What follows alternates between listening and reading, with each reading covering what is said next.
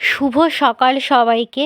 আজকে তাড়াতাড়ি ঘুম থেকে উঠে পড়েছি। উঠে দেখি মা মুরগি ছানাগুলোকে বাইরে বাইরে বসে পাহারা দিচ্ছে।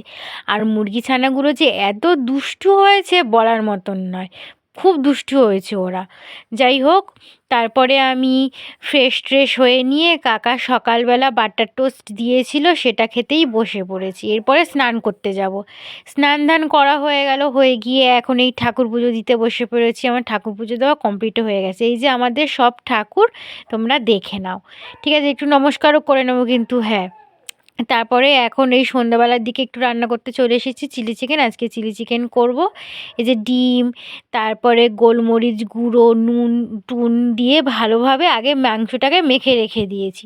তারপরে এই যে ময়দা কর্নফ্লাওয়ার দিয়েও আর কিছুক্ষণ মাখিয়ে, এখন এই যে মাখানো হয়ে গেছে, মাখিয়ে ওই 1-2 ঘন্টা মতন রেখে দিয়েছিলাম। তারপর এই যে এখন আমি ভাজতে চলে এসেছি।